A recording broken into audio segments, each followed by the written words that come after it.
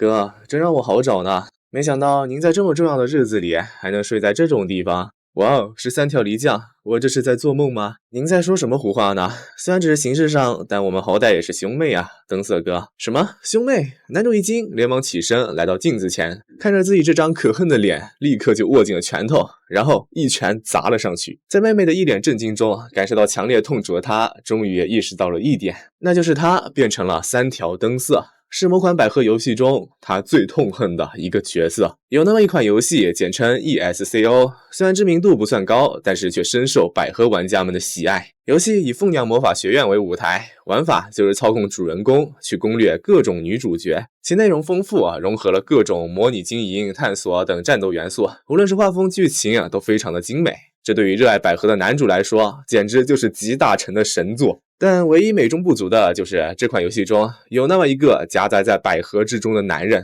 三条灯色。这个角色可以说是拉低了整部作品的评分，也让男主讨厌至极。妈的，这货真的有存在意义吗？直到有一天，男主在通关这款游戏之后，打算拖着疲倦的身体去一趟便利店。可就在这时，他看到路边有辆大货车正在冲业绩，而对象还是两位美少女。虽说当时的他也非常惊慌，但是深爱百合的他是绝对不允许百合们遭遇不测然后他就替两位女孩子来到了异世界。时间回到了现在，等色哥，接下来是三条家的参会，还请勿在来宾面前失了礼节，您就站那当个摆设就好了，最好除了用餐以外都不要说话，免得你这副样子又被扣上什么奇怪的帽子。少女那冰冷眼神让男主坚信错不了，这个人正是三条梨，灯色妹妹同样也是四大女主之一。还记得在离线中，他会深入调查三条家的继承人之争，在那时他会对上自己那阴险狡诈的哥哥然后哥哥就被他干净利索的做掉了。虽然很抽象，但这完全就是这个角色咎由自取的。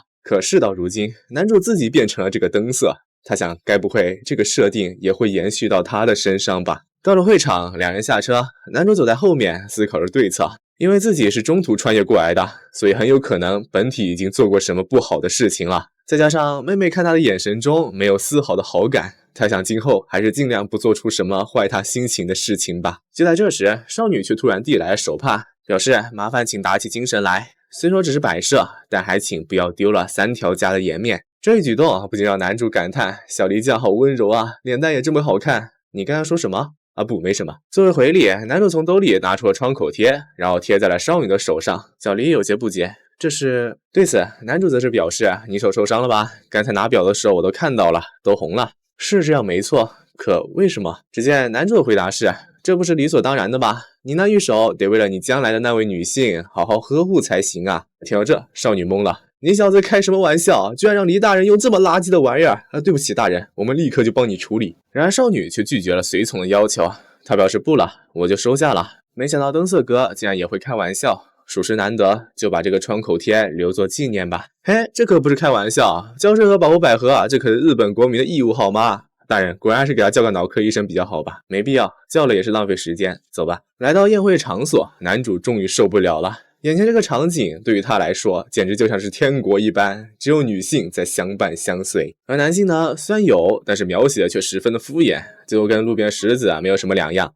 当然他自己的处境也差不了多少。虽说贵为三条家的公子爷，但实际操守家业的却是小梨，他只不过是站在立场上迫不得已被邀请过来的，正所谓无人问津的摆设大概就是这么个意思吧。他看了看小梨，发现对方把创口贴藏起来了，这不禁让男主有些担心要是反过来让他对我的好感度下降该怎么办呀？然而这时突然有一把刀插在自己想要拿的三明治上，回头一看，发现是一个小朋友正冲着自己喊妈妈。还没等男主搞清楚情况，少女就已经匆忙地跑开了。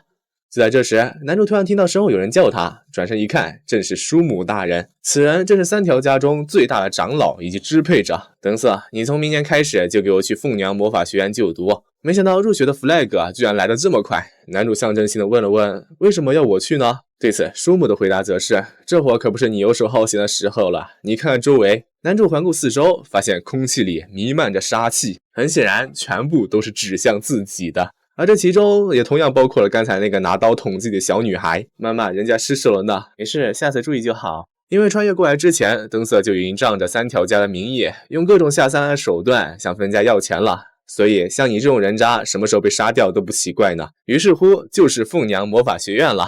因为是三条家直接出资的，所以无论是谁都无法对你直接下手。要是你学了魔法能独当一面，也算是给自己长脸了。听到这，男主心想，这不妥妥的骗人吗？不如说这样一来，三条家想暗杀自己，简直手到擒来，好吧？哎呀，家里会给你支援的啦，你就好好努力吧。通过这次谈话呢，也是让男主明白了一些事，那就是三条灯色和原作里一样，已经开始树立死亡旗帜了。至少三条家和分家是有杀死自己的打算的。而在小黎那边呢，虽然好感度已经降到最低了，但还不至于动杀心。再这样下去，自己是一定会被剧情杀的。为了活下去，他必须做出改变才行。可是到底应该怎么做呢？除了三条家以外，主角们也跟灯色的死有着很大的关系。看来要减少和他们的接触才行呀。男主回到自己的房间，可在这时，他突然感觉到身后有一股杀气，一低头，成功就躲掉对方的当头一棒。干什么干什么？暗杀者这么快就来了吗？他身后站着的是一位短发白毛女仆，是男主从来都没有见过的角色。是路人角色吗？你是干什么的？只见女仆将手中的东西递了过来，这是受叔母大人所托要交于您的。男主结果一看，这不正是游戏里有名的魔导没触器酒鬼正宗啊！在 ESCO 的世界观里，只能通过这种没触器来发动魔法，而这正是灯色独有的没触器。但由于主角在得到它之后，就会进入无法攻略女主角的恶惰线，所以男主一次都没有使用过。话虽是这么说，但他还是对这把武器了如指掌。毕竟这可不是普通的刀，它的刀身可是由魔法构成的，只要发动设定好的术式，它就能展现出真正的姿态。看招！然而很可惜，除了从刀柄发出了一点亮光，什么逼动静都没有。哎嘞，刀身为什么没有出现啊？男主有些尴尬，直到他看了看面板，好家伙，这上面3个导铁不妥妥垃圾吗？这样下去可不是办法呀。虽然要做事情堆积如山，但是前提还是得先提高战力才行呀。于是乎，他换上衣服，决定出发前往迷宫。不过就在这时，女仆将却靠了过来。您这是要出门吗？怎么你还在呀？你已经可以回去了哟。辛苦了，我要去过我的开心夜生活啦，拜拜。对方的态度让女仆非常的不满，推开门，朝着男主就骂了一句笨蛋。男主傻了，你什么情况呀？女仆居然骂自己的主人。不过就在这时，他又仔细端详起对方的脸蛋，问了一句，那个，请问你有喜欢的女孩子吗？少女都懵了呀，你这是要说教还是要谈恋爱话题啊？男主听得更激动了，又问了一遍，你有喜欢的女生吗？我对你的百合很感兴趣。然而少女似乎是懒得回答呀，她反而来解释起自己为什么要骂男主。骂你是因为你之前欺负过我的一个女仆朋友，你活该，你这个只有脸能看的傻金毛。怎么想要开除我呀？来呀，我才不怕呢。可让女生没有想到的是，眼前这个男人他居然鞠躬道歉了。男主表示，是这样吗？那都是我的错，对不起。我想尽快向那位姑娘道歉，但是今天实在是太晚了，所以拜托你明天帮忙引荐一下啦。说着便匆忙离去了。他来到了迷宫的入口，请出示许可证是3条家公子已经收到通知了，今后就不需要再确认了，请您随意使用。想也不用想，肯定是那个老太婆已经打好招呼了。伴随着眼前这个方块的展开，他面前出现了一座大门。而在这门的背后，正是出现在世界各地的特异点迷宫，而那边正是魔物栖息的世界。好了，好歹也算是进来了。不过话说女仆将，你为什么也跟过来呀？还有你的名字叫什么？先告诉我呗。少女一听，嘴巴立刻就翘了起来，直接无视男主问题，开始数落对方。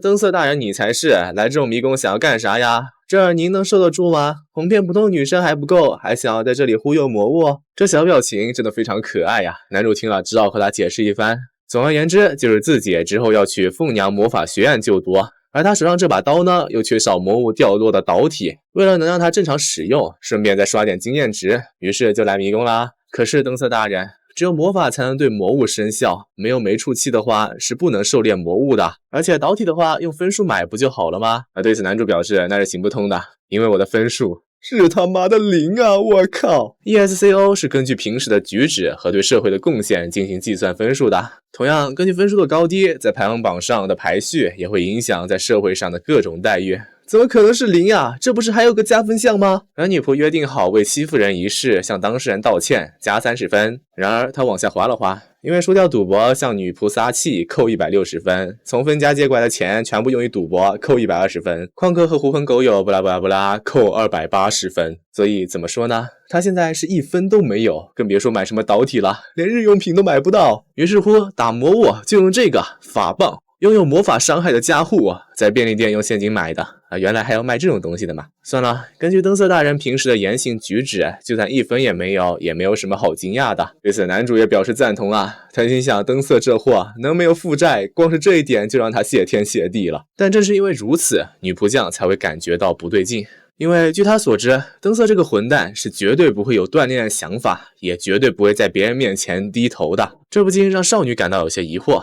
你真的是灯色吗？男主心想，完了，一定是因为刚才道歉的事让对方起疑心了。那个怎么说呢，凡事都有个开头嘛，偶尔也会想要稍微改变一点，就这么回事吧。虽然不知道有没有搪塞过去，但这也确实给男主上了一波压力。他想，看来就算是面对路人角色，也绝对不能放松警惕呀。就在这时，迷宫刷怪了，上来就是一只小小骑士，这可是相当难缠的对手。不过这时候一只的话，那绝对手拿把掐呀。然而可惜的是，灯色大人大事不妙了呢，怎么会这么多呀？先撤退吧。就在这时，一个声音却传入了他们的耳中，你俩赶紧让开。闻声看去，只见一个矫健的身影划过上空，接着那身影拉弓一射，瞬间地上的魔物就被清理干净了。你们是刚来地下城的新手，不想死的话还是赶紧回家吧。直到对方落地，男主才看清了那名少女的模样。他心想，不会吧，为什么在这里会遇到她呀？眼前这位少女的名字叫做拉比斯，她正是4大女主之一，是与3条家一样被各种谜团包围的富裕的精灵帝国的公主。是男人吗？他可是男主现阶段最不想遇到的人。至于为什么，因为他可是游戏里击杀灯色几率最高的角色呀，甚至还有就吃了一个剩下的冰激凌就被乱箭射死的情况。虽说是下意识救了你们，不过既然是男的，那也没有救的必要吧。少女打开了男主的计分表，不会吧，居然是0分，再加上男主那手上穷酸的没出气，他忍不住笑了出来。你呀，还是赶紧回家比较好哦，实在不行我送你们到入口呗。怎料男主转身就跑，不用了谢谢，我自个回去就行。这个态度让少女非常的不满，你知道你现在有多危险吗？然而男主还是一副像是见了鬼一样的表情，这让少女更加疑惑了，表示你把我当成什么了？我又不会害你。此时男主的眼神一直都在少女的衣服上游离，他不禁吐槽了一句，明明是精灵，可这打扮也太痴女了吧。少女听当即表示，这可是我的正装，你的眼睛往哪里看呢？见对方还是这样的态度啊，这让拉比斯不爽到了极点。事到如今我就告诉你好了，我的分数可是3万分哦，比你高了足足3万，你就这样老老实实的躲在我的后面就好了。虽说拉比斯喜欢对着主角轻蔑挑衅，但如今真的被这么对待，还是让男主的内心有些小小的微妙。少女见对方完全没有在听，当即表示，既然说的不行，那今天拉比斯我就好好的教育教育你，放马过来吧。男主一听，突然想到了什么，女仆将刚想要替主人拒绝，但是男主却接受了这个提议。不过要是我赢了，你就得把你弓上那个导体分我一个哟。好呀，要是我输了，全部给你都行，当然这是不可能的。这让身旁的女仆将都有些担心了。灯色大人，您看不出来吗？那个女生可是有名的弓箭手。对此，男主早就已经心知肚明了，他可是为了攻略这个角色花了不少时间的。自然，无论是他的性格，甚至是弱点，男主都知道的一清二楚。你想怎么打都可以哦，作为条件，我可以站这里不动哟。实在不行，我再让你10秒。没等少女说完，男主一个箭步飞了过去。少女也没有想到，眼前这个男人居然连没触器都不用，简直无脑至极。然而男主的目标却是他弓箭上的导体，赌就赌在他接近的途中，对方是否会对自己拉弓。不过对此他却有十足的把握，因为他太了解拉比斯了。这位少女是绝对不会对一个手无寸铁的人拉弓搭箭的。她通过肢体接触来转移少女的注意力，这让少女有些恼羞成怒，你在耍我吗？正当她想要给眼前这个男人一点教训的时候，却发现弓箭她居然用不了了。抬头一看，发现导体已经被取了下来，装在了男主的刀上。虽然少女很强，但是却有个致命的缺点，那就是在遇到意料之外的情况会愣住一会儿，仅仅就是这么一会儿便足以决定胜负。什么？好耶，是我赢了！我不能接受，这个没触器应该不能使用才对啊。对此男主表示，当然能用啦，因为装备的是你的导体啊。什么啊，这样也行啊，你这个赖皮的家伙。男主一听却有些小小不满啊，既然是战斗的话，那还有什么赖不赖皮一说的？为了取得胜利，就要突出一个不择手段，反倒是小看对手而自负手脚的你才是笨蛋吧？怎么没话说啦？没话说，这些导体我就拿走了。然而让男主没有想到的是，这位高傲的精灵妹子，她居然被气哭了。那我就只拿1颗行了吧？男主态度的转变，让女仆将更加震惊了。虽说是做出了让步，但结果还是把人家女孩子弄哭了。于是他便决定要为拉比斯讨回公道。到此，男主心想，这可不得了啊！惹毛了人家女主可是会死的。好了，多余的我还给你，那么多谢指教了，告辞。可就在这时，他就突然听到少女又说了些什么。回头一看，只见对方正大喊着要再比一次，这次我是绝对不会放水了。或许是运气比较好吧，也算是避免了和拉比斯关系变差这一结果。结尾正宗呢，也能够顺利使用了。那么接下来他要做的就是带着前世的记忆回避自己死亡的路线，然后绝对不会插足于百合之间，一定要看到女主角们全员百合的大结局。不过说到底还是得度过眼前这段。对不起，我投降，我认输。不行，你一定是故意认输的，所以说你快点给我认真起来呀！天哪，你可饶了我吧。总之，先活下去再说吧。在地下迷宫的某处，一群怪物正扑向了某个男人，然而对方却丝毫不慌。只见他手起刀落，魔物就被尽数解决了。哇，太爽了，全都是秒杀呀！今天是男主登色转身过来的第2天，他继续探索着迷宫，因为有这把宝刀的加持，这让他的练级生涯变得格外的顺利。哎呀，这都要多亏了拉比斯呀！刀体的收集也算不错，这样他就能够成功的使用那所谓的强化魔法了。对此登色感到非常的愉悦。然而在他身后一直跟着的少女雪诺就有点不开心了。由于男主光顾着杀怪，居然忘了自己，这让他有一些小小的气愤。咋了这是？又生气了？我不是都给你的女仆朋友道过歉了吗？少女并没有理会对方，她反而将头一撇，碰巧就看到了那躲在柱子底下的一个熟悉的身影。男主走近一看，哟，这不是拉比斯吗？见伪装被识破了，精灵妹子有些尴尬的从后面走了出来，她的舌头都捋不直了。哎呀，积分灵蛋的那个人耶，真巧耶，在这里碰见了。天下竟然能有这么巧合的偶遇，少女表示机会难得，那我们赶紧来决斗一下吧。我不听，哼，真没骨气。拉比斯盯上自己的理由，男主当然非常的清楚。堂堂精灵帝国的公主居然输给了一个人类男性什么的，让他非常的不甘心。不过说起来，少女有些好奇，你呀，到底是怎么进迷宫的？正常来说，没有积分的话，管理局应该是不会给你发许可的才对。对此，男主则是自豪地说了一句，因为我家里有关系啦，普通人0积分当然进不来。不过他信的是3条，所以管理局的许可什么的都已经不重要了。那么话说回来，拉比斯小姐，这胜负要不就算了吧。而且精灵的公主大人打扮得跟痴女一样，和男人私下见面什么的，被人看见了会被说闲话的吧。此话一出，少女立马害羞地拉了拉衣服，表示比起说闲话，我更不想输给一个没有积分的人。而且就算被人看见了和男人见面，也就和家里多出了个小强一样，没有什么大不了的事情。毕竟这个世界的男人地位卑微，根本就掀不起什么多大的风浪。虽然话是这么说，但拉比斯却并没有看不起眼前这个男人。虽说这个世界上的男人普遍都不被认可，但唯独你，我并没有带上那种偏见。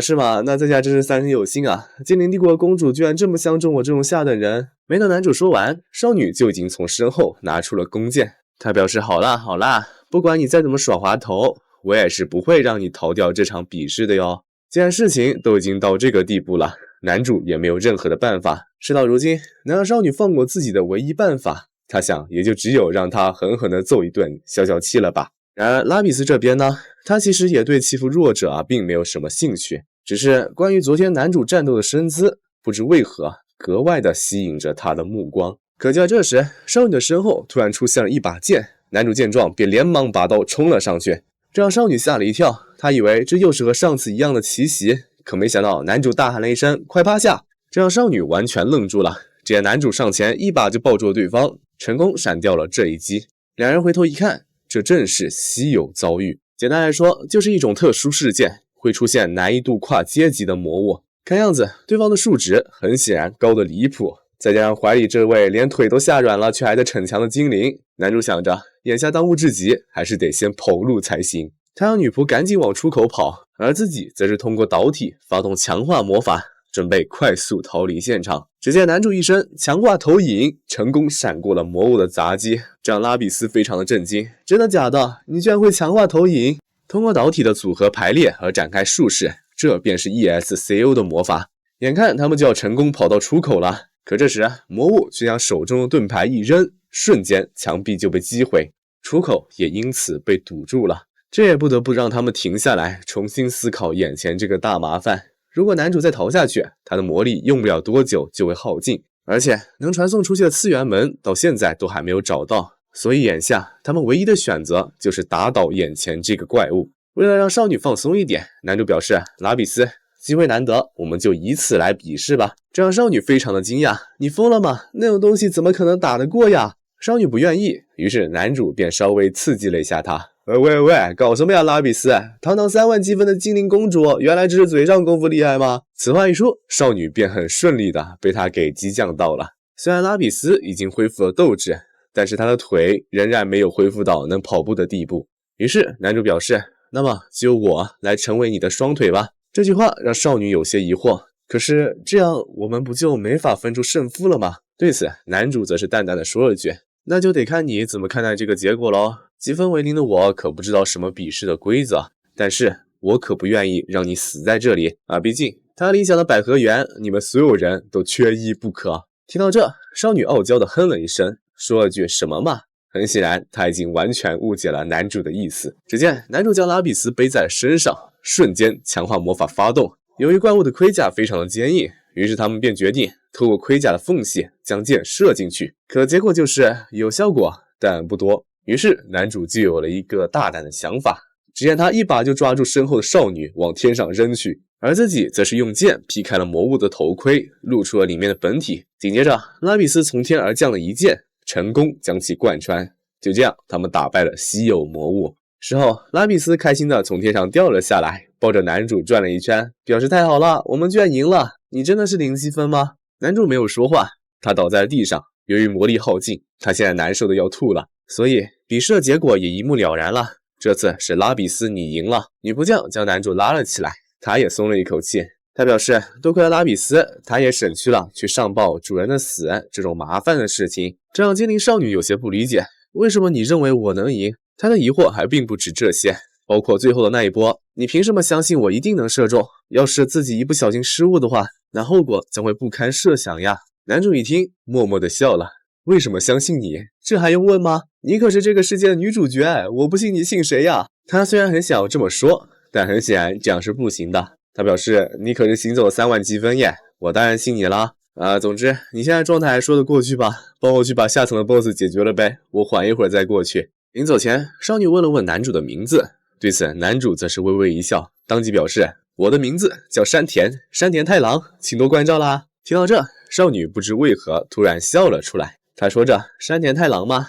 男性里居然也有你这样的人存在呀。这份笑容让男主感觉有哪里不对劲，不过他想着既然都告诉对方假名了，那么有关拉比斯的剧情也就该告一段落了吧。只见女仆将附和了一句，请不要和太郎扯上关系了，他是个会勾搭女性的下流之辈。听到这，拉比斯笑了，他表示原来就是因为这个才0积分的嘛。女仆将和精灵少女的熟络之快，这也让男主似乎闻到了百合的香味。他想，难不成拉比斯和女仆这么接近我，是想要把我当成跳板，加深彼此的关系？喂，终于开始有百合游戏的样子了吗？这个世界。男主眼冒金光，这不免让身旁的少女们担心了起来。他这样真的没问题吗？没事的哦，他时不时就会像这样突然抽风一下。于是在之后，拉比斯秒杀了 BOSS， 他们平安的从迷宫里走了出来。在那之后又过了几天，男主依旧进行着他的日常。每当晨跑的时候，看到路边有2个结伴的女生，他就会立刻开着强化撞过去，主打的就是想要成全百合们的感情。这可是男主生前就一直保持的习惯。当然，晨跑的目的也并不只有这些，这也是为了增强他自身的体力和魔力。毕竟想要在这个世界上生存下去，自身的数值那是必不可缺的，尤其是魔力，这格外的重要。哪怕魔导器性能再优秀，若使用者的魔力不达标的话，那么也是无法发挥起真正的作用的。而且就算积分上去了，能力也不会得到提升。之前打完那个魔物，积分还是0分，这让男主气得不行。然而今天男主在跑步的时候，他就注意到了有很多奇怪的视线，而且路上似乎也多了很多精灵族的人，这让他有些在意当然还有自己那超绝伪装的女仆将，她也在暗中观察自己。男主懵了，喂，你干啥呢？见伪装被识破，女仆将便连忙喊了一声有变态呀，然后就跑走了。男主傻了，这都什么人呢？他回到家里，可在这时他听到了一个熟悉的声音。好慢呐，要跑2个小时的话，不应该先提前说一声吗？拉比斯居然出现在了自己的家里，这让男主彻底绷不住了。只见少女不满地表示，要是没有护卫的联络，你是要我到街上去找你吗？男主有些不敢相信，你为什么会知道？对此，少女则是默默地说了句，要查你的个人信息也不难，零积分还往迷宫里跑的贵族可不常见，你说是不是啊？对我撒谎的3条家的山田先生。而少女刚才说的护卫，很显然他们就是御影弓手，是精灵帝国公主的专属护卫部队。到此，男主逐渐理解了什么，难不成又是自己做错了什么，又要被追杀了？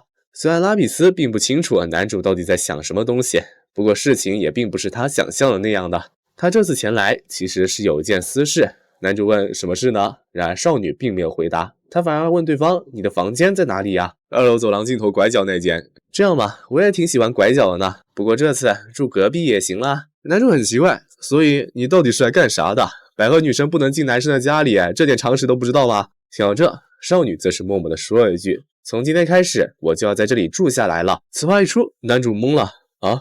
只见少女继续说道，我果然还是觉得之前那件事只能算是合作，所以直到分出胜负为止，她都打算和男主一起生活试试，毕竟这样也有助于我们之间的决斗，对吧？所以就是这样。少女笑着转过了身，她表示，你可别想再从我的手里逃走了哟。3条灯色。到此，男主彻底崩溃了，什么鬼啊这是？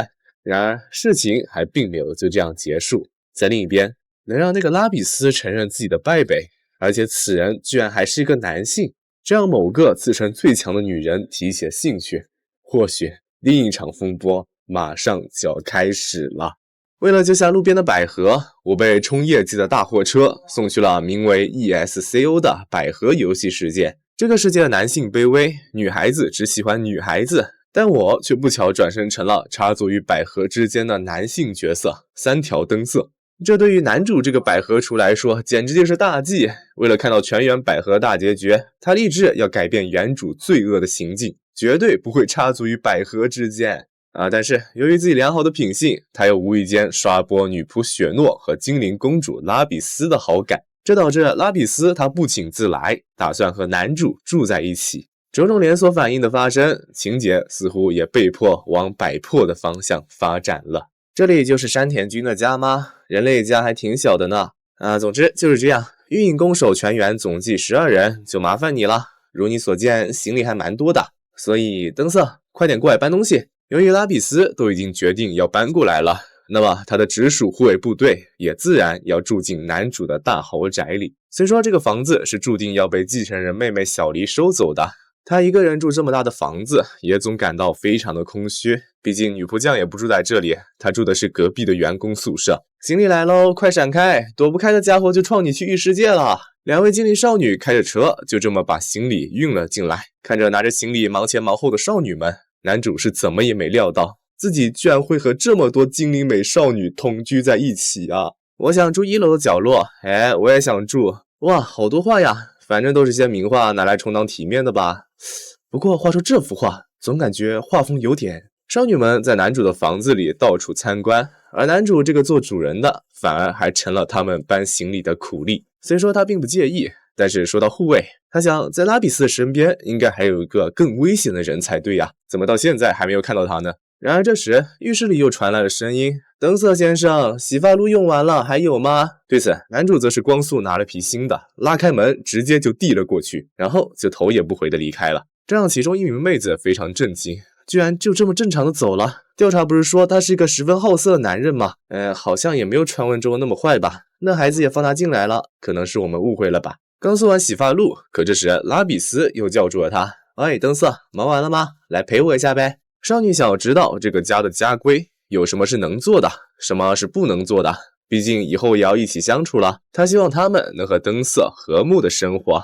不过在这之前，少女有些小小的不好意思。那个就是机会难得，我想要住一次榻榻米的房间，但是我不在床上睡又会睡不着。2楼边上你那间房正好是带地板的合适，所以我能睡你那个房间吗？没等拉比斯说完，男主就已经彻底绷不住跑了出去。他来到了室外，开着5档强化的身体就蹦到了天上。男主崩溃了，这什么鬼剧情啊？这不就是某些不正经的美少女游戏的开头剧情吗？男主有些不明白，这到底是发生了什么？百合要素去哪了？为什么情节会围绕自己这个男性开始发展？这一切都从拉比斯提出的那一句"我要留下来和你一起住"，这都是为了方便和你的比试，开始变得不可控了起来。不过这件事得先放到一边，要是和拉比斯一起住的话，除了御影弓手，那个家伙一定会跟过来。帮忙搬行李的时候，男主确认过很多遍了，但是就是没有看到那个人的身影。要是对方打算在晚饭时间前来的话，那现在就必须去安排最高级的料理，让大家聚在一起才行。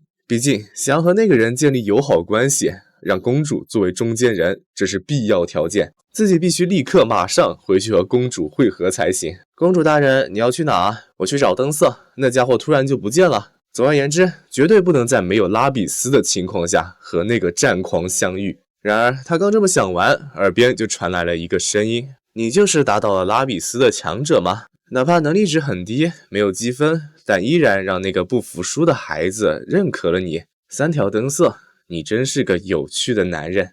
男主转头一看，那个最不好对付的护卫兼拉比斯的老师，同时还是精灵帝国最强战士阿斯提路登场了。在 ESCO 拉比斯路线初期会加入主角团的援助角色，他会根据情况将灯色视作敌人一顿暴打。虽然他出场的次数并不算多，但是每次出来都是毫不手软的暴杀一切。你这个龌龊男，休想靠近公主大人。这个被玩家称作为断罪者而获得不少人气的他，就是灯色最大的危机。而这个危机现在居然出现在了他的眼前，男主汗流浃背了。见对方说着那么就我来试试你的身手吧，男主连忙狡辩，哎呀，我只是运气好了，我怎么可能能赢？瞬间一股杀气袭来，女人二话不说就对着男主砍去。但好在他及时发动了强化魔法，才得以闪过了这一击。身后的椅子被劈成了2半，而反观对方手里则是拿着一个小小的树枝。居然能躲开刚才那一下，那么我拔刀也可以吧？要说在 ESCO 的世界观里最强的是谁，那么玩家们肯定都会回答，那当然是阿斯提路啦。精灵们拥有强大的魔力和敏捷，善于远距离作战，而力量和体力却普遍低于平均。但是阿斯提路就不一样了，人家妥妥的一个6边形战士，有着全方面数值的他，完全就是一个挂逼一样的存在。相比于拉比斯，小聪明的手段对他完全没有效果，男主拼尽全力的一击，也只是被他的刀柄防住了而已。紧接着就是一脚将男主踹开，随后便收刀摆起了架势，而这正是对方最出名的招式之一——居合，可以将一切正面的攻击一刀两断的刀法。看女神的样子也是非常的开心，这招你要怎么挡？可哪知男主立马转身就往反方向跑去，跑的过程中还不断大喊救命啊！他本以为这样就可以逃避威胁，但是没想到这个女人她连瞬移都会。眼下当务之急就是该考虑该如何闪过那一击。其实男主到现在还活着，这已经是对方最大的放水了。毕竟打了这么久，人家甚至连魔导触媒器都没有用，而他手里也只不过是一把普通的日本刀而已。于是男主便拿下其中一个导体，准备孤注一掷。在对方冲过来的那一刻，他发动了光域，这是一种类似于闪光弹的魔法，效果似乎还不错，成功的让对方砍偏了。这让男主非常的得意，但当他回头看到身后的场景之后，他傻眼了。反倒是阿斯提路，他露出了满意的笑容。精彩，居然在那一瞬间让我中了障眼法，一不小心就用力过头了呢，真是漂亮。我连居合都用上了，却只砍出了这点伤。此时男主的脸流出了鲜血，不是这也能砍得到吗？男主震惊之余，少女也跟着兴奋了起来。他表示，既然你都已经这么厉害了，那么我也要拿出我的全力了。只见对方用手画了一个圈，浮在空中念起了咒语，刹那间强大的气场喷涌而出，这不禁让男主回想起了某个剧情里阿斯提路离开了玩家小队，那时的他让拉比斯继承了一个特殊的魔导触媒器，而那个触媒器正是他如今手里的这把宝弓斐天灼华。 OK 兄弟们，我感觉我可以先死一下了。正当男主要放弃的时候，这时一个熟悉的声音从后面传了过来，阿斯提路，你干什么呢？把宝弓用在这种地方，你脑子真的正常吗？男主回头一看，救兵终于来了。只见拉比斯上前就是对着阿斯提路一顿数落。男主劫后余生，他当即就得意地说了一句，看到没有，这才是我的杀手锏。可没想到这句话却让阿斯提路产生了一个巨大的误会。他表示原来是这样嘛，这一切都在你的计划之中嘛，看来这次是我输了呢。说着他便向男主伸出了手，表示灯色，你真的远超乎我的想象，你的才能万中无一，终有一天一定可以成为超越我的存在。所以他一把就抓住了男主的手，将其拽了过来，并说着你来当我的弟子吧。这一幕给一旁的拉比斯都看懵了，你们干什么呢？靠太近了啦！就这样，他们的故事还在继续。凌晨4点的公园里，清晨的凉意真的好舒服呀，是吧灯色？一旁少女的搭话让男主感到有些疑惑，稍微打扰一下，您是哪位？说什么傻话呢？当然是我呀，阿斯提路，是来锻炼你的可爱大姐姐哟。少女扯了扯自己的衣服，露出了师傅的字样，让男主绷不住了，你这衣服土爆了好吧？男主有些不敢相信，我认识的阿斯提路应该是凶神恶煞的见鬼角色，那灵液杀气都去哪了？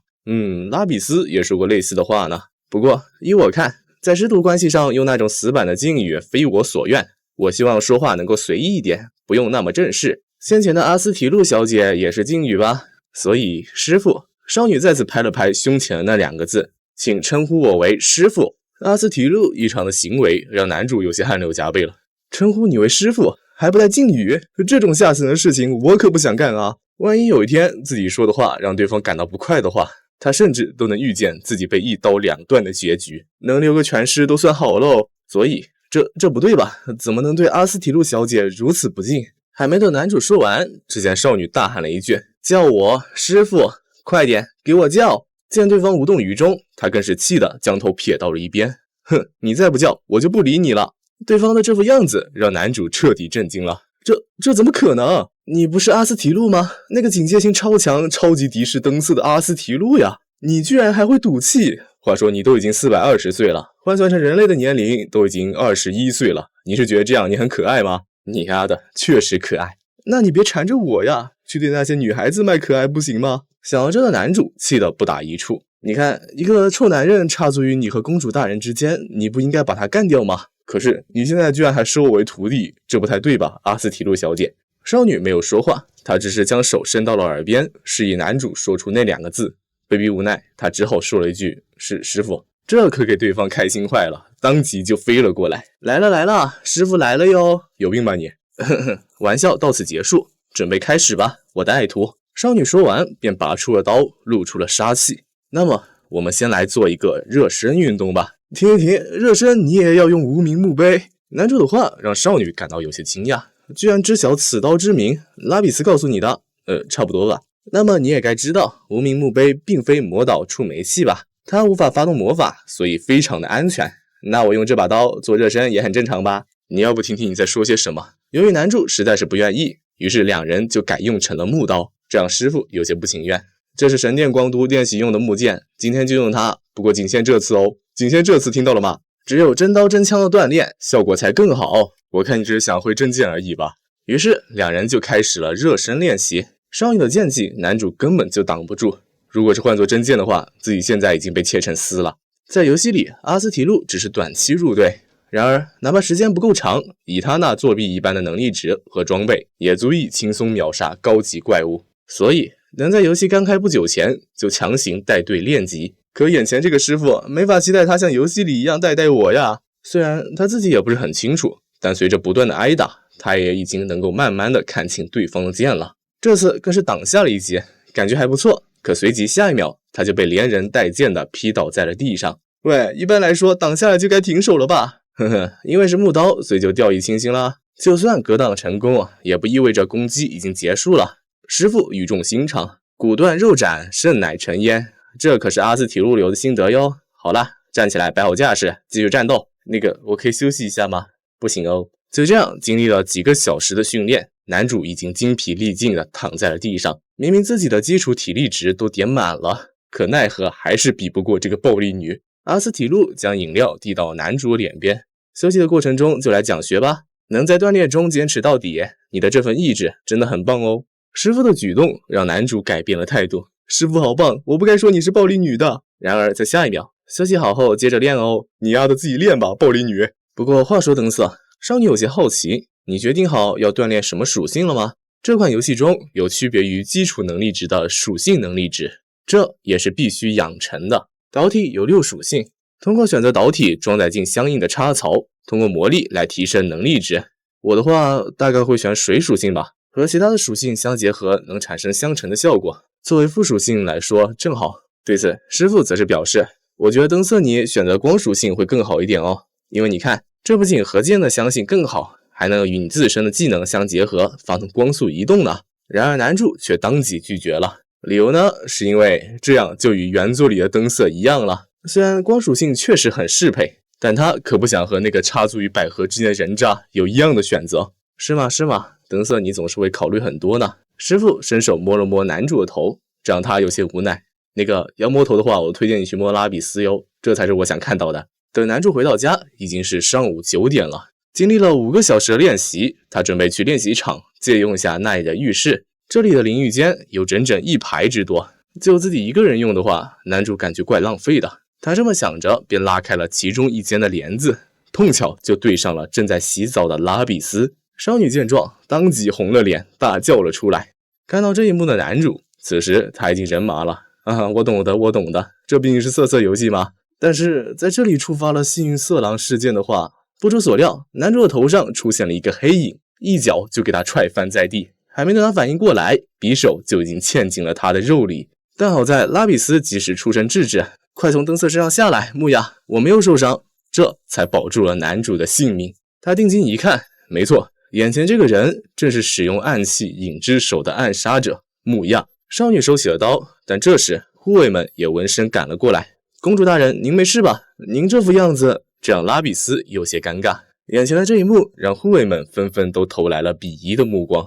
果然是盯上了公主大人啊！拉比斯连忙解释，这只是个意外，这里本来就是灯色淋浴室，是我擅自借用了而已。可是神殿光都的公主被男人看光了身子，作为护卫可不能当做什么事都没发生过呀。就在这时，另2位少女注意到了男主身上的伤。你小子忍过了阿斯提路的训练，有2下子吗？护卫们的态度各有不同，但只有木亚他感到无比的愤怒。之前你进澡堂送毛巾，我还以为你不会做出此等卑劣之事，看来是我变迟钝了。木亚已经完全敌视了自己，但好在师傅及时出场。我说两句哈。我知道我们迟早会与灯色产生摩擦，而我锻炼他，让他身心俱疲也有错。如此，我提议来战斗吧。好，神殿光都对战3条家。按师傅的说法是双方友好的交流切磋，但3条家这边只有我一个人呀。今天是我的忌日吧？为了弥补双方实力的差距，他将拉比斯分配到了灯色的队伍。当然，他还找来了一位特殊嘉宾作为3条家的帮手，他便是男主那只傲不骄的妹妹3条梨。师傅，这是怎么回事？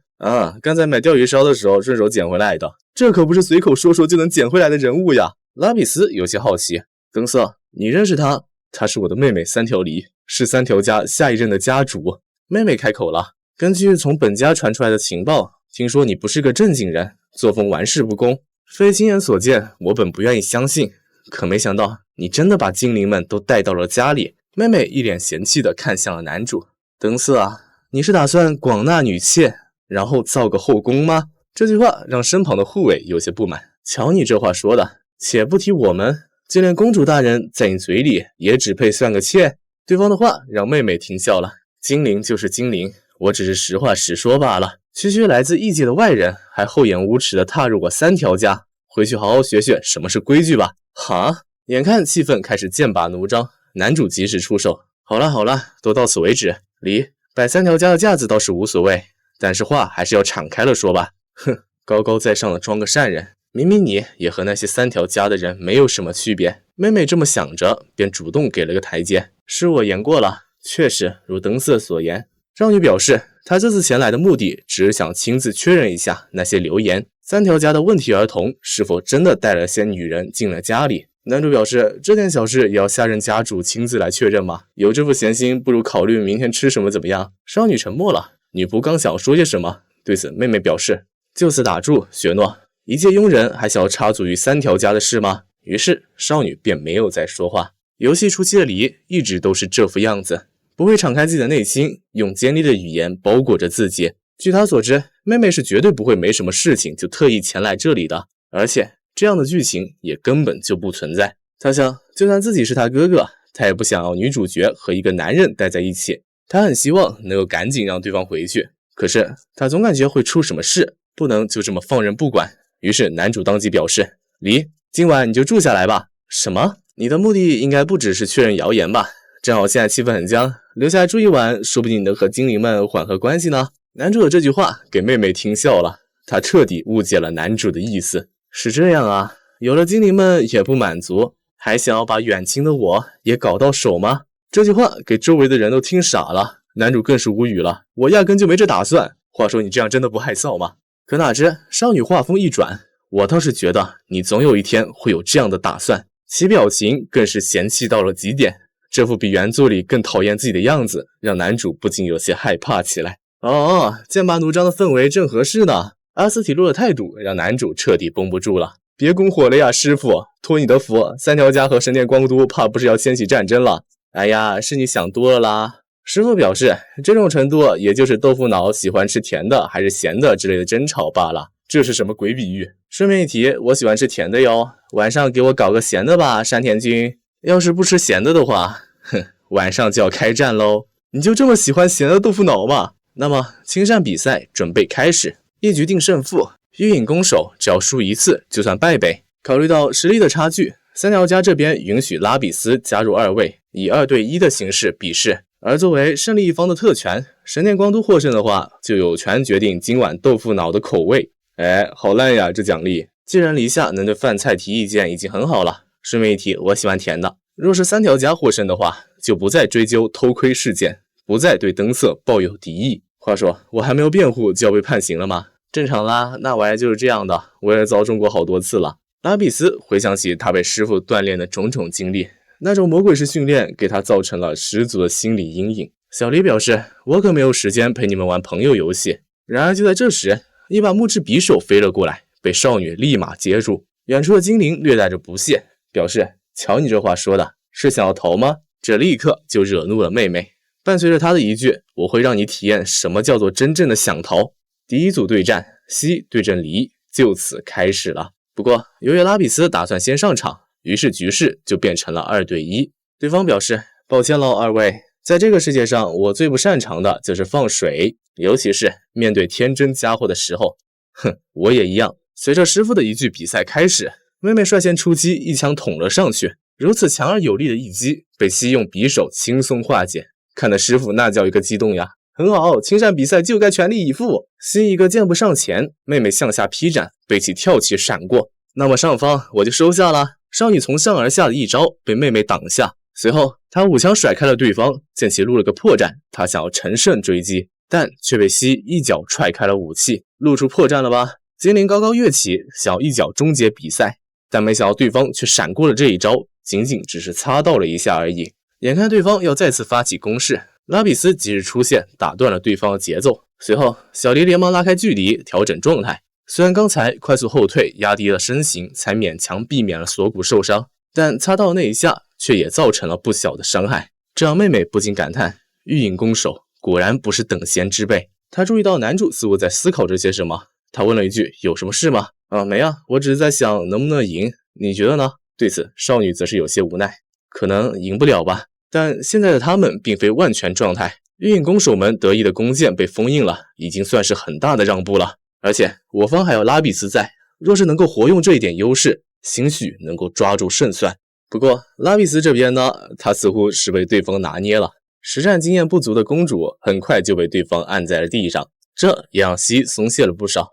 既然公主大人搞定了，那么接下来就是1对1了。面对妹妹的进攻，他想要及时闪开，却没想到这时脚似乎被什么东西绊住了，低头一看，原来是拉比斯给他的鞋戳开线了。小西懵了，这也行？眼看对方的攻击就要打上来，他放手一搏，斩向了对方的腹部，战况也变得焦灼了起来。西的一击击中了小黎的腹部，而黎也不甘示弱，同样击中了对方的肩膀。比赛结束，双方的攻击同时有效，算平手，两个人都气喘吁吁。这一战下来，也让小西认可了对方的实力。我为之前说的话道歉，真是难得的让我感到热血沸腾，谢谢了。西向对方伸出了手，两人成功达成了和解。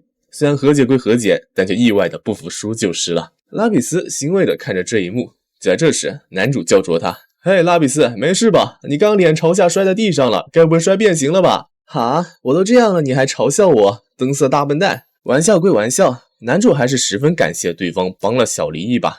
多亏了你，似乎现在大家氛围也没有那么糟了。这一句话不禁让少女感到有些小小的开心。然而下一秒，根据我多年的观察，这很显然是进入了离岔西线了。今晚留宿的话，他们肯定会加深关系，变得越来越好的。哇，真是的，又开始撮合女孩子了。灯色果然是大笨蛋。这些话传入了小黎的耳里，对此他投来了鄙夷的目光。而与此同时，男主也感受到了一股十足的杀气。很显然是轮到他和木亚对阵的时候了。灯色想要缓和一下气氛，作为友好的见证，握个手如何呀？但少女完全没有那个想法。喂，你这什么态度？给脸不要脸是吧？信不信我让你家大领导狠狠训你一顿啊？你丫的灯色，放狠话能不能站在我面前说？正所谓没实力就只能靠关系，想要获胜就得好好利用周围的一切事物。男主表示，正面就靠你了，坦克大人，你再这样叫我，信不信我也揍你啊？就在这时，还没等比赛开始，木亚一个瞬身就来到男主的后面，想一击了结了对方，但这却被拉比斯挡下。伴随着少女的一句，现在我们是队友，可别把我当成肉盾，比赛正式开始。木亚十分执着于身后进攻，两人正是看中了这一点，所以每次都是拉比斯主动和对方对峙，接着就是趁对方犹豫之时，由男主发动奇袭。如此手挽着手不断的交替和调整攻守身位的战法，这对于忠诚性极高、不忍心对公主下手的木亚来说，简直就是完美的克制。没错，这种感觉以及两人出色的配合，在旁人看来就像是在跳舞一样。拉比斯的一击成功击落对方的匕首，接着就是灯色乘胜追击。然而在逼近少女的那一刻，他似乎注意到了什么，随后刀一挥，成功的砍歪了。这一幕让在场的人全都愣住了。木亚则是抓准机会，捡起匕首对着其腰部一斩，比赛结束，是神殿光都取得了胜利。如此下饭的操作给拉比斯气坏了，笨蛋灯色，打中的话就赢了呀！抱歉，我脚滑了。而这幅场景也被妹妹小黎看在眼里，对此她感到难以置信。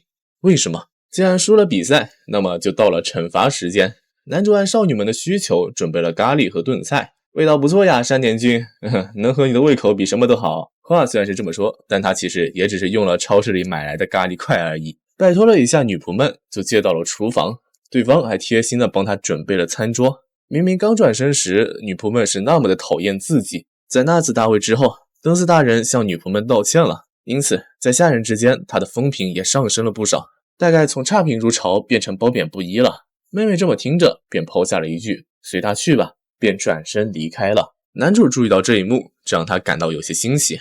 这时拉比斯发话了，我要吃汉堡肉啊，你跟我一个队伍的，没有点菜权。这让少女十分的不满，什么嘛，居然搪塞我可是公主耶。其这副样子让男主感到非常的难绷，他发现拉比斯不知为何变得越来越难缠了。两人注意到坐在角落里的木亚，对方似乎并不开心。男主表示可能是同时和两个人作战累了吧。对此拉比斯则是感到有些抱歉，对不起呢灯色。他表示运营攻守的各位都不是坏人，只是对我有点过度保护了而已，给你添了这么多麻烦，真是抱歉。对此男主表示没什么，他也理解，毕竟自己可是看了他们公主大人的裸体啊，再怎么说也算是扯平了吧。这句话让拉比斯放心了不少。这样啊，没麻烦到你就好，那么我们今后也一码归一码，没有今后了，请你们搬离这个宅子，别回来了。男主的这句话让拉比斯大受打击，彻底僵住了。哎呀，小的我也是有很多隐形的呢，我也有想保护的东西，所以请你们理解，你们来在这里的话可不好干呀。然而这时少女的一句你就这么讨厌我吗，让男主彻底呆住了。等反应过来，他发现公主大人的眼里已经渗出了泪水。我在神殿光都外一个朋友都没有，第一次见你的时候还说了很过分的话，可灯色却对我很温柔，所以我也好了，逗你玩的，你想住到什么时候都可以，一点都不带麻烦的。由于外力的不可抗因素，男主被迫选择妥协，但在这之前他还是想挣扎一下。可是拉比斯小姐，你也知道这个世界上男人的地位吧？对此少女表示，虽然大家都叫我警惕男人，而且那个时候我还不了解灯色，但现在不同了，无关男女，灯色就是灯色。拉比斯，求你了，你还是赶紧回去吧。眼下的情况让男主感到非常难办，该怎么办呢？要是让公主大人难过的话，运营弓手怕不是要把我分尸了。而且让女主角流泪也不是他这个百合厨想要看到的。碰巧就在这时，他看到了妹妹的身影，而对方前去的地方正是3楼的天文台。出于好奇，男主跟了上去，不巧却被妹妹发现了。对方询问男主是有什么事吗？你不是跟着我上来的吗？有事的话就坐上来说吧。于是兄妹俩就坐在了一起，气氛一度陷入了尴尬。少女的身上传来了香味，很显然她是刚洗过澡。她问灯色，为什么那一刀要故意挥空？小黎早就看穿了男主的那点小伎俩。对此男主解释，因为他看到了，在他挥出那一刀的时候，对方脸上那仿佛世界末日一般的表情。木亚一定认为，如果他输了，公主大人就会被一个男人抢走。男主并不想要伤害他的这一份忠心，这给妹妹听懵了，真是意义不明。终有一日你也会理解的，因为小黎你迟早也会迎来值得自己信任的妻子。对此少女则是表示她谁也不相信，无论是给了她虚假亲情的异父异母，还是强行让她接受3条梨这个身份的叔母大人们。3条梨这个角色被卷入了3条家的黑暗斗争，从年幼无知起便被大人们不断的利用。作为正统继承人，他被亲戚们拉拢讨好，却也承受着本家近乎体罚的教导和分家因嫉妒而对他的明里暗里的攻击。像这样的日子持续了很多年，就连他的兄长也毫不客气地利用他。在这种环境下长大的他，自然不会相信任何一个人。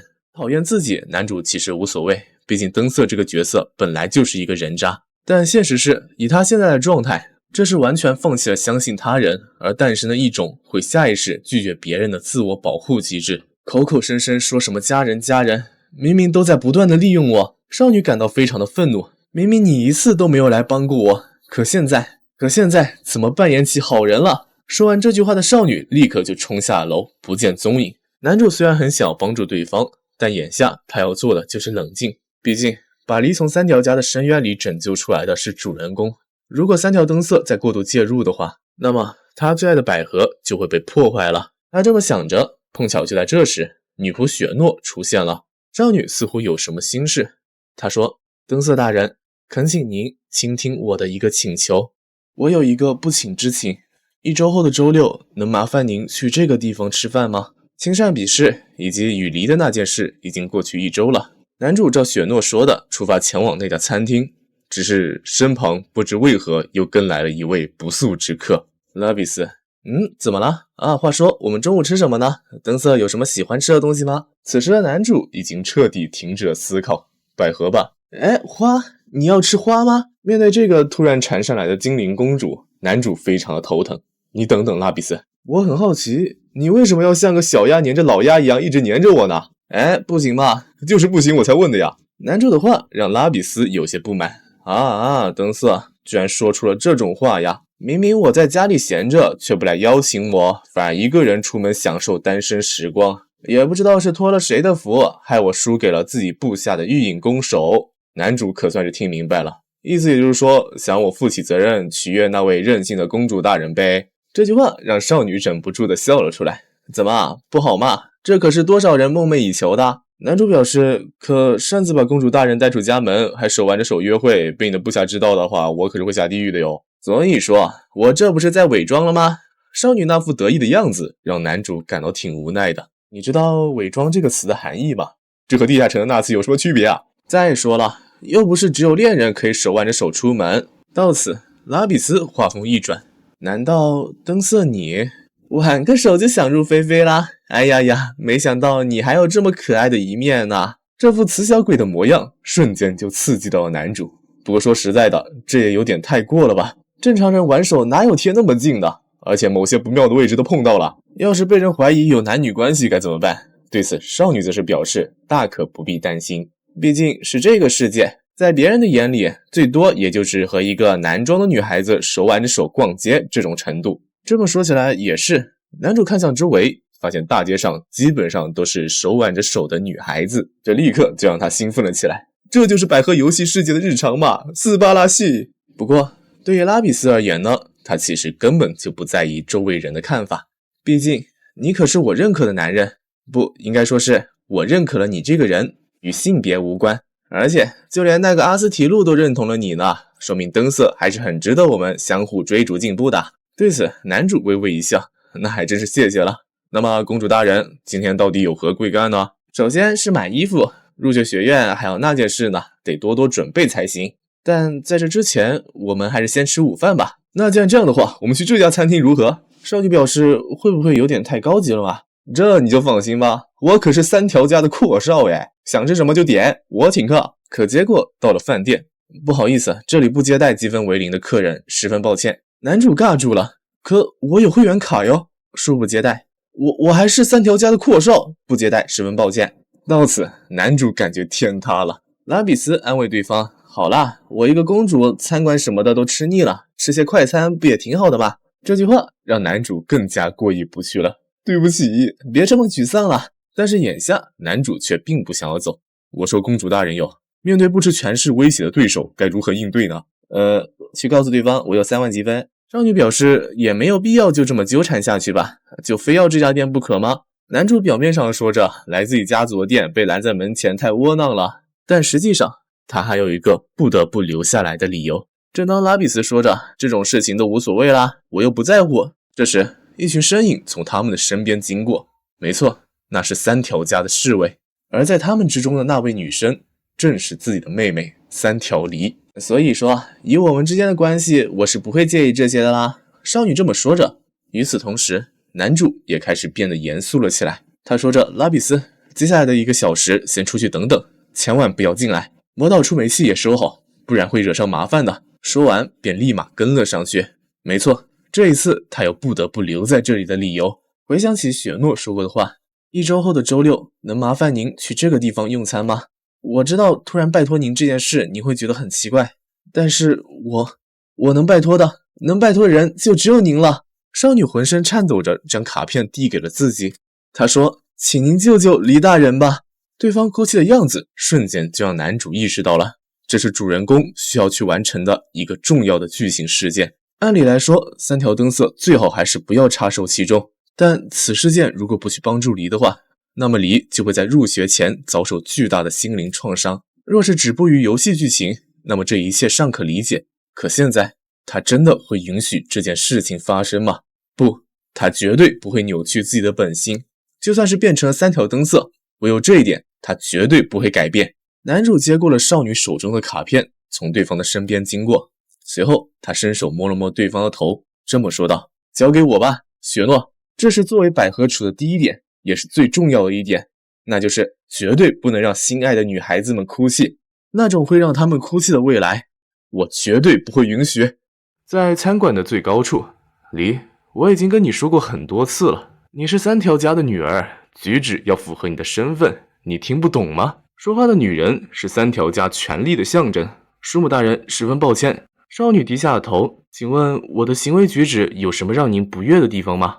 最近你很喜欢和灯色那小子待在一起，不是吗？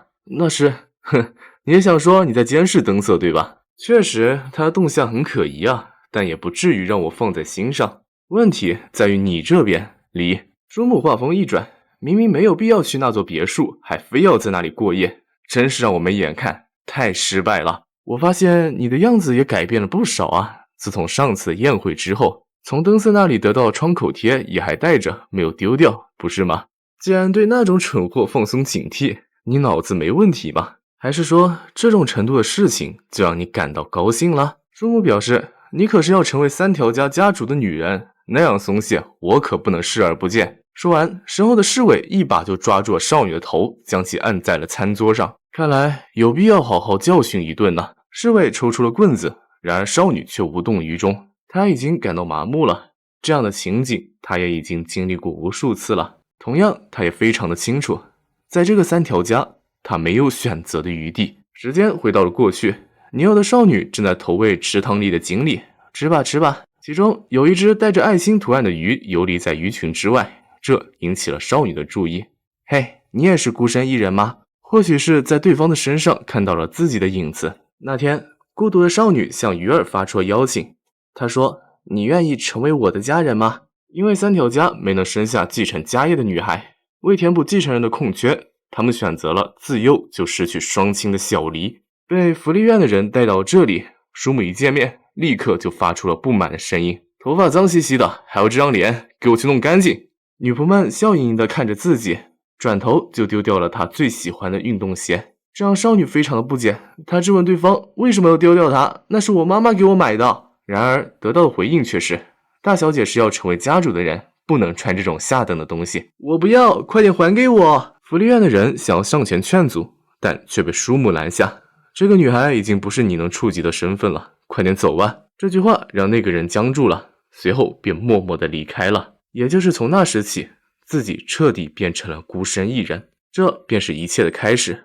一个从别处来的名叫黎的女孩，成为三条黎的故事。从那天起，三条家铁一般的戒律就不断地束缚着她，无论是服装、发型、礼仪举止，还是行动时间和课程内容，从榻榻米边缘向下16个的位置入座，不断地被灌输着夜间礼仪，直到精通为止。哪怕只是一点点的错误，他都会受到本家、分家以及导师的责骂。黎，你可是三条家的女儿，不多不少，一丝不差。像你这样肮脏的丫头，想要在这个家里活下去，就只能学会知识和智慧，掌握生存的方法。他比任何人都讨厌这样的事：父亲称赞过的头发被无情的拉扯，母亲赞扬过的脸蛋被狠狠的鞭打。在榻榻米向下数16个的位置，他时常趴在那里思考。至今为止，他所知道的所有的幸福源泉，感受过的每一丝幸福，那都是真正的父母所给予给他的东西。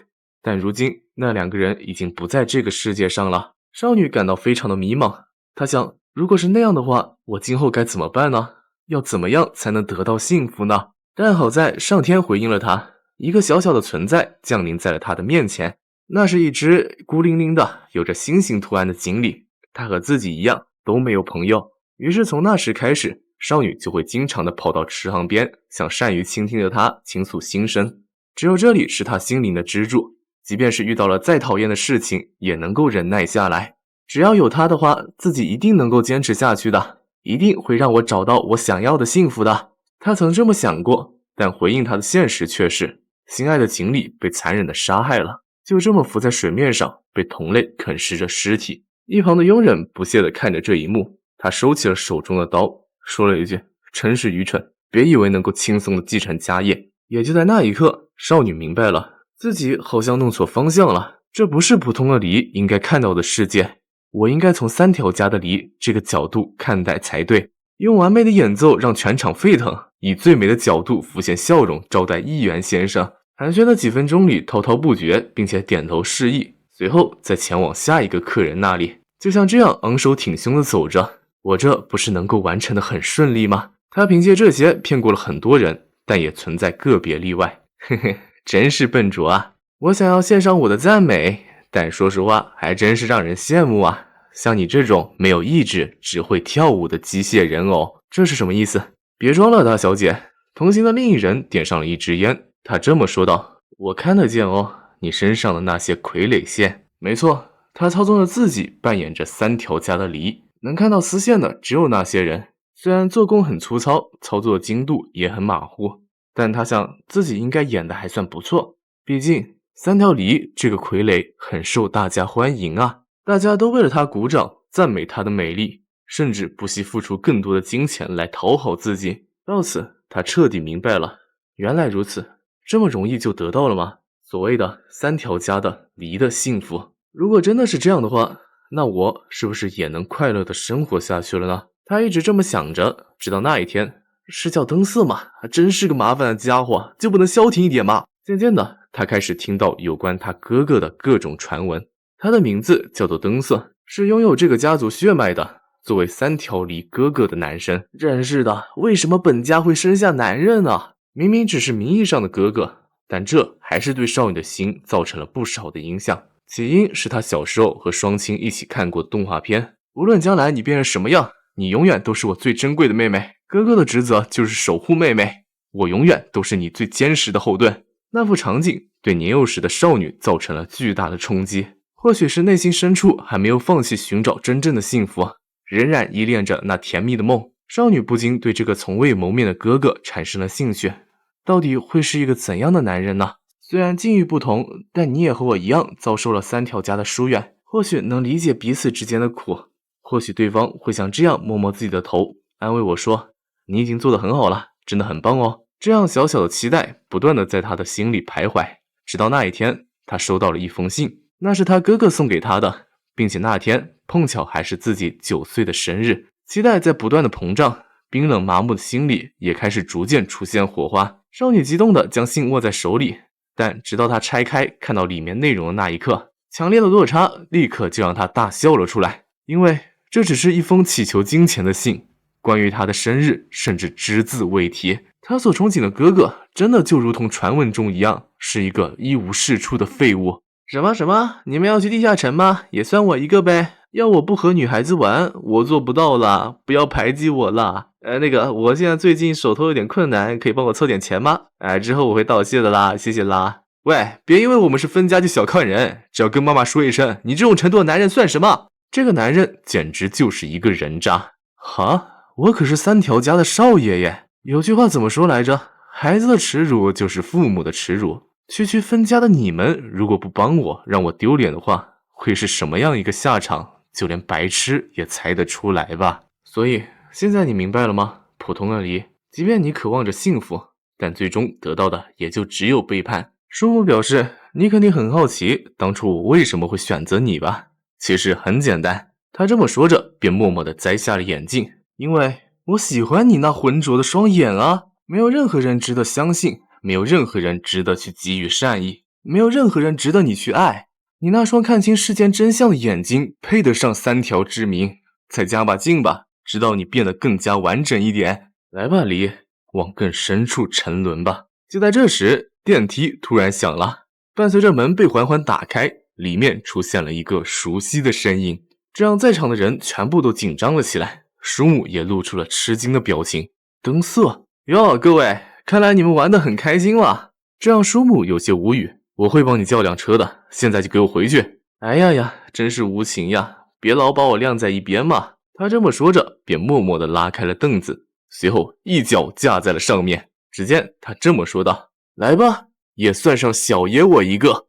闯入3条家，斩断离的枷锁之人，那便是灯色。为什么？叔母脸色一沉，你应该没有进入这里的资格吧？可我真诚地拜托了下门口的人，他就让我进来了呀。虽然实际上是，小姐，你计算积分的方式出错了吧？是的。这让小黎非常的着急。那雪诺去哪了？他为什么没有阻止你？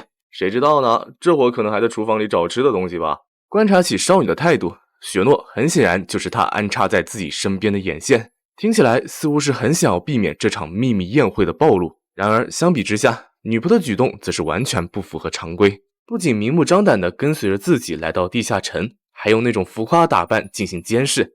他一直都无法理解雪诺真正的意图，直到他将卡片递给自己的那一刻，他才明白那家伙一直都在观察着自己，一切都是为了这一天。所以别都聚在一起摆出一副蠢样，过来给这位新来的帅哥倒杯酒水如何？还是说你们的领导已经吝啬到连水都不让客人喝了吗？就在这时，身后的侍卫带着杀意缓缓靠近，男主通过碟子注意到对方，直接秒开强化投影，腾空跃起，落在了对方的身后，随后举起鬼刀，一击便将其打飞了出去。这强大的力道都给叔母看傻了，因为最喜欢的百合被伤害了，所以一时没忍住就出手了。然而就在下一秒，他就后悔了。他想，这样的开局是不是有点太过刺激对方了？毕竟今早才和师傅刚锻炼过，魔力几乎都没剩多少了。你说接下来就要开始战斗了，所以今天的训练就想不训了？那可不行哦。我相信，如果是爱徒的话，一定有方法克服的。如果是1-2个人的话，倒还好说。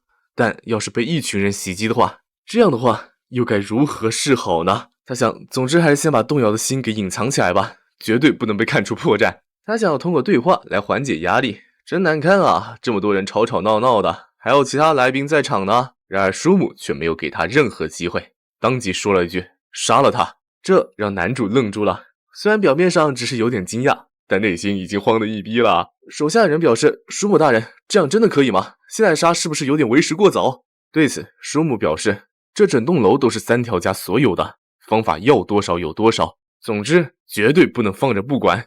男主的成长让对方彻底慌了。那个蠢货，不是那个男人，那个继承了三条家最浓厚血脉的男人，他不该存活在这个世界上。说罢，侍卫们拔出了魔导器，放出了大量的黑烟，这是很经典的遮蔽视线的魔法。这样的情景让小黎震惊了，他从来都没有见过叔母露出那样的表情。他想，这是真的打算要杀掉三条灯色吗？少女感到无法理解，雪诺一直以来的所作所为都是为了自己，这次的帮助很显然也是这样的吧。但就算是这样，她想，为什么要选择那个男人呢？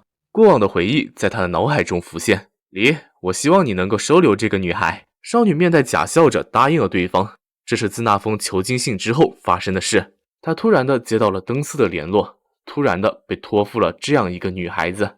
那个，我叫雪诺。女生这副胆怯的样子不禁让少女的心情有些复杂。她想，灯色哥哥居然会关心这样的孩子呢？他们两个到底是什么样的关系呢？一定要保护好这个孩子哟。你要抛弃我吗？但不管怎么说，少女心想，这都无所谓了吧。于是在这之后，每当分家的孩子朝自己丢石子时，雪诺就会嗖的一声突然出现，然后拿起锅盖挡下这一击。喂，你谁啊？是新来的女仆啊。少女说着，对下一任家主做出这样的行为，别以为只会被训斥就能完事哦。然而对方却十分的不屑。啊，你有什么证据吗？少女见状便掏出了她事先准备好的摄像头，分家人见状便连忙跑开了。直到这时，小女仆才注意到自己的主人受伤了。她表示，可恶，居然让黎大人受伤了，那群家伙真是不可原谅。小黎见状则是默默地说了一句，这是被你弹开的石头划出来的伤哦。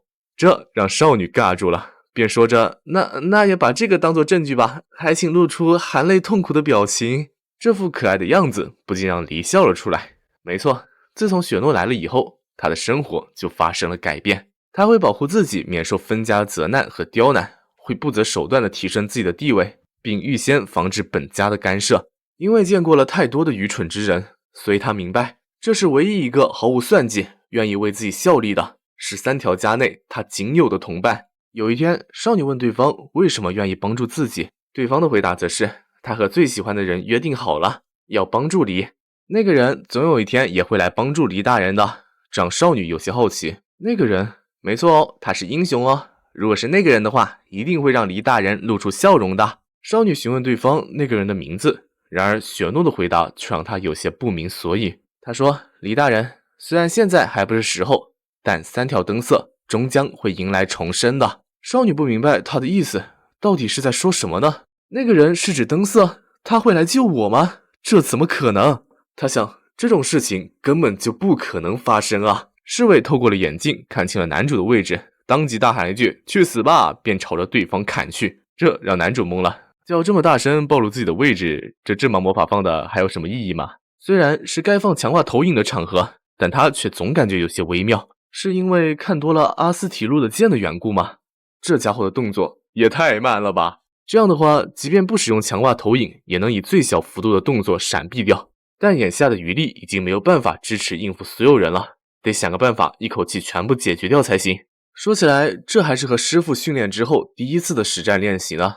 若不考虑效率而行动，可能会因为魔力耗尽而就这么轻易的记记掉。毕竟没有办法一直都保持着满状态战斗，所以对于魔力的掌控方式，他多少还是有好好的学习过的。那么现在能用的高效率魔法就只有这个了吧？只听男主大喊了一声光晕，这让周围的侍卫都听笑了。居然是照明魔法吗？我看你已经走投无路了吧？侍卫们非常的不屑。然而他们不知道的是，在使用魔法之后，当重新连接导体并恢复线路时，是能够改变运行中魔法的性质的。这可是魔导触媒器的一种隐藏技巧。它将光域中的玉改变性质，转变成了爆裂生成的弹。随后只听一声巨响，光球便朝四面八方炸开了，打了侍卫们一个措手不及。这招他称之为光域爆裂弹。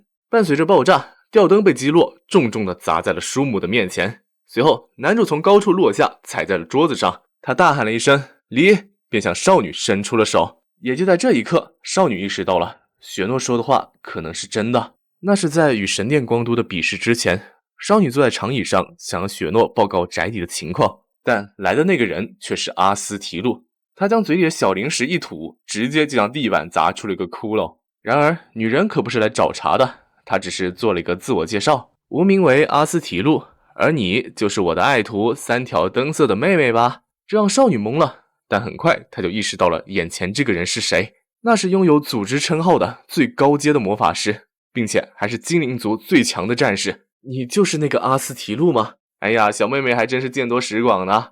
精灵表示，神殿光都也调查过那个3条灯色，由于那个家伙有着十分恶劣的传闻，他绝对不想要就这样把拉比斯交给他。但在实际交手过之后，他才看清了那个人的本质，他是为了某种目的而活下去的那种人。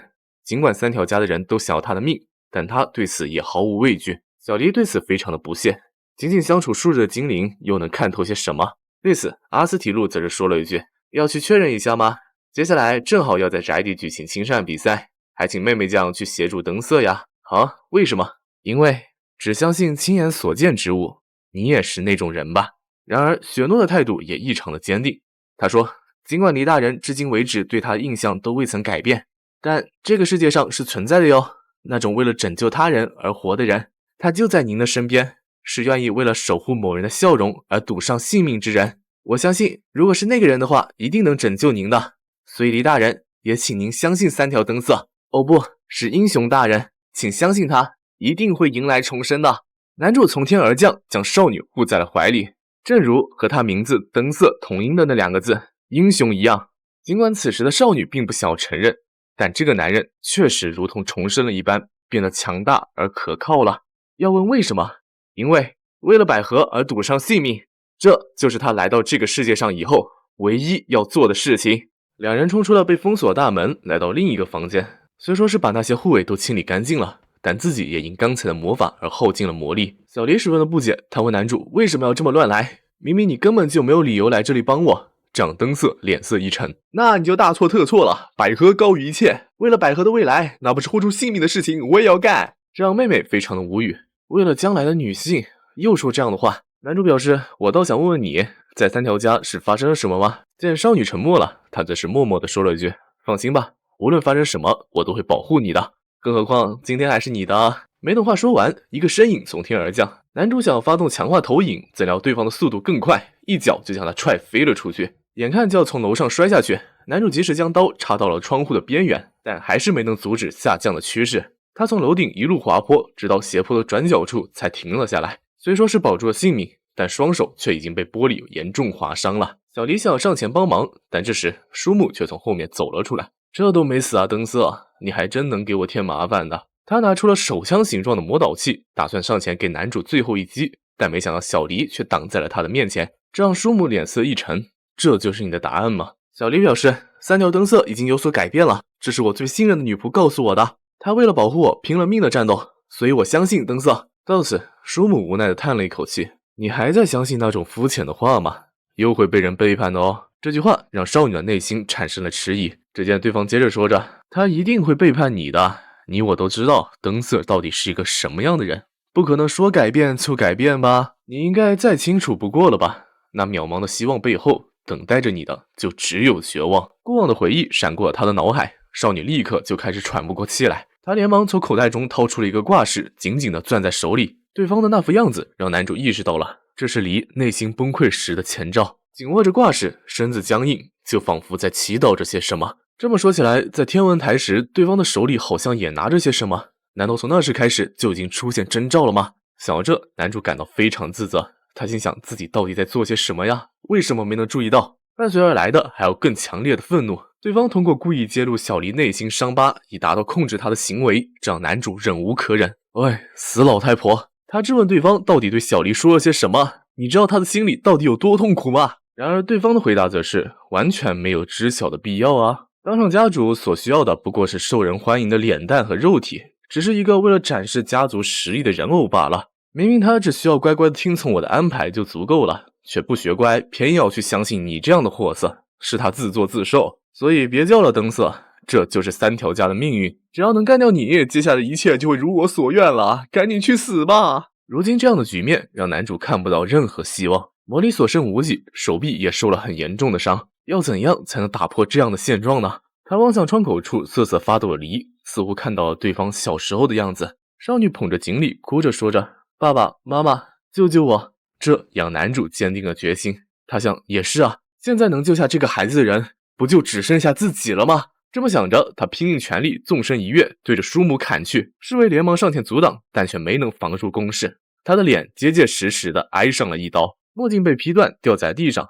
直到这时，他们才看清了侍卫的眼睛，那副双眼，男主再清楚不过了，这是被三条家所支配的眼神。舒姆急了：“你在干什么？快点干掉那个小畜生！”对方得令，立刻就发动了攻势。那凌厉的斩击将男主的刀击个粉碎。男主用魔力构造刀身，但结果还是一样。由于自身魔力所剩无几，别说淬炼刀身了，就连还能构造几次都成了问题。小黎在一旁看着两人的刀光剑影，男主的身上不断的被砍出伤痕，让少女绝望了。他说：“够了，灯色，已经可以了。”对此，男主则是大喊：“还不够！”他表示：“你很痛苦，不是吗？你希望有人来救你，不是吗？那既然如此，为什么还要忍受这个老太婆强行决定你的人生？因为这是三条梨的命运。”伴随着侍卫的突进，刀刃被狠狠地推进了男主的胸膛。只见他紧紧地握住了对方的刀，这么说了一句：“这样的命运，就由我来帮你打破。你想要成为普通的梨，对吧？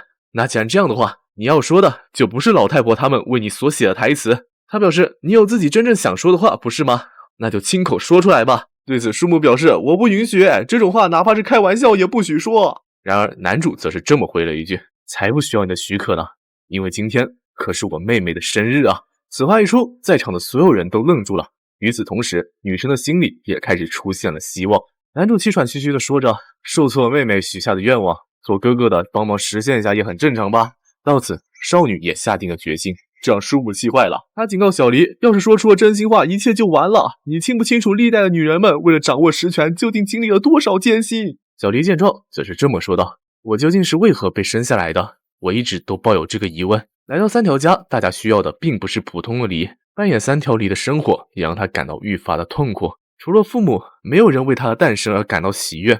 他一直都在思考，自己究竟是为了什么才活在这个世界上的呢？也就在这一刻，少女敞开了心扉，说出了自己的心愿：“我一直都梦想着有人能在我生日的时候为我庆生。”男主见状，则是笑着说了一句：“生日快乐，我心爱的妹妹。”也就在这一刻，少女手中的挂饰掉在地上，终于释然的她跪在地上大哭了出来。但这时，侍卫却抓住机会，将刀插进了男主的肩膀。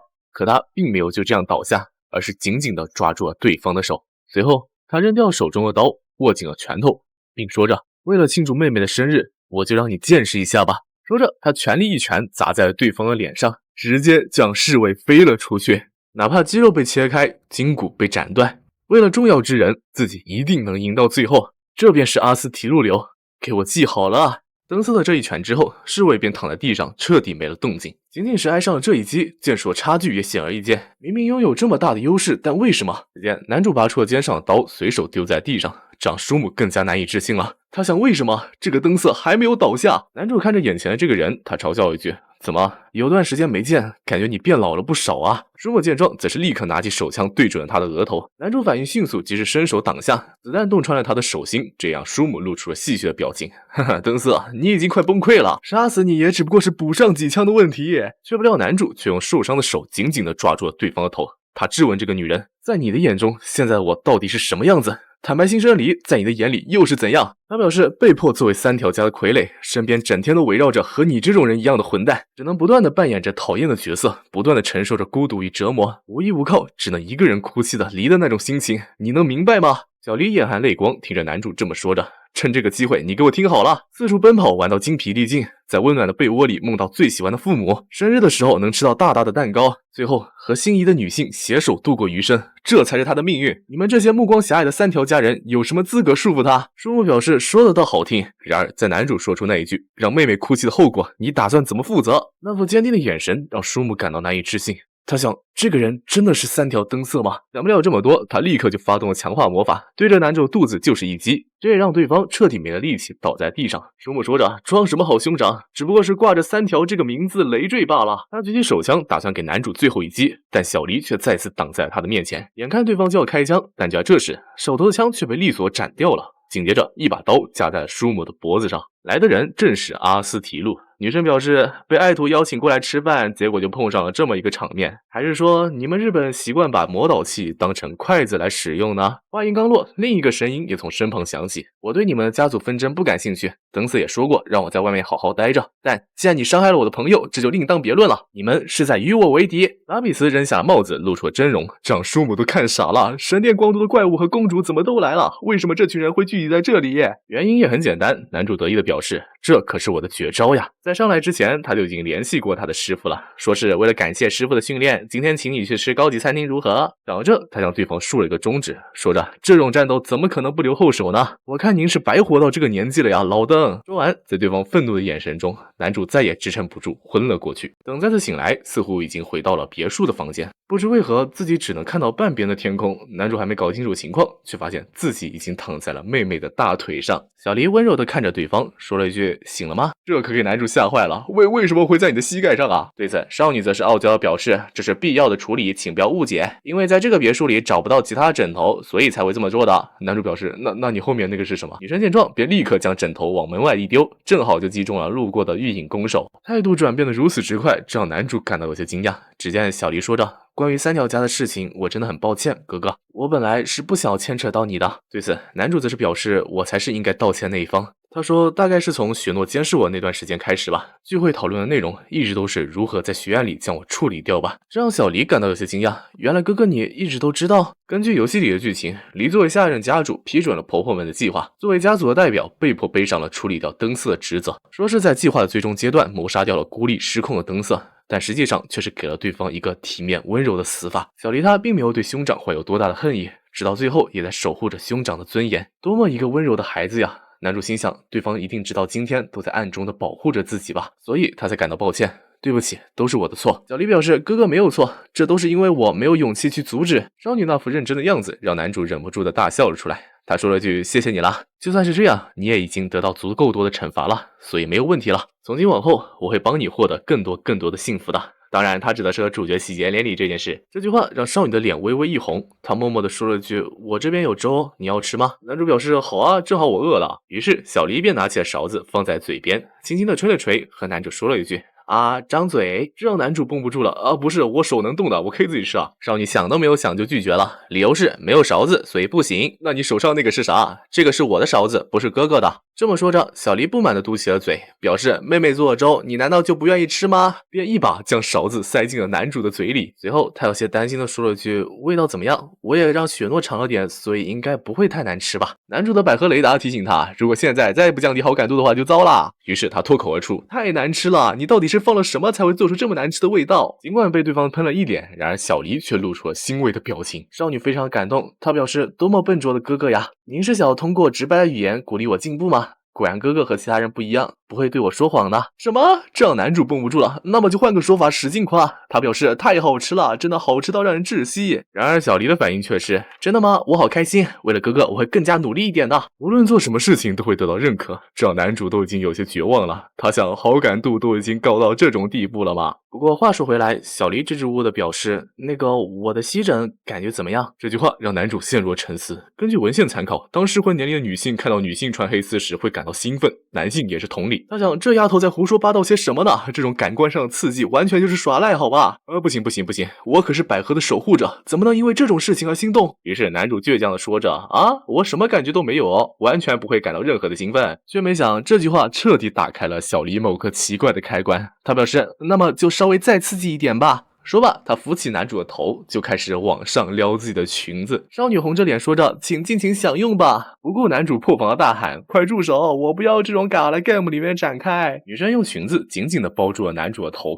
底下的风景被一览无余。男主绝望的大喊要被妹妹奇怪的癖好杀掉了，然而少女却依然还在坚持。他说着：哥哥，你这下总该要兴奋了吧？快要窒息的男主向雪诺求救：女仆快来救救我。碰巧在这时，雪诺听到声音，他吐槽：真的是吵死了，到底在干什么呀？却没想一进门就看到了这样的光景。只见男主说着：理你这个大色鬼，三条家教育到底教会了你什么？正当少女想着糟糕被雪诺看到了，然而女仆得出的结论却是：三条灯色，你是想和黎大人做些什么不该做的事情吧？啊，这让少女和男主都绷不住了。雪诺表示遵循古老的约定，既然你对黎大人出手了，那么我就必须按照文献记载将你处理掉才行。男主表示你到底看了什么文献啊？不要再让我的伤势恶化了。然而雪诺则是跪在了男主的旁边。少女表示，为了不让漫画脱离限制及年龄的范畴，所以我要用更健全的方式来处理这个情况。说着，他便将男主的脑袋移到了自己的腿上。少女说了一句，这样的话就没有任何的问题了吧？这让小黎一惊，男主刚想说些什么，然而雪诺则是用手抵住了对方的嘴唇。此情此景让妹妹受不了了，她表示都已经做到这种地步了，你还是觉得雪诺的吸枕更好吗？女仆也说了一句，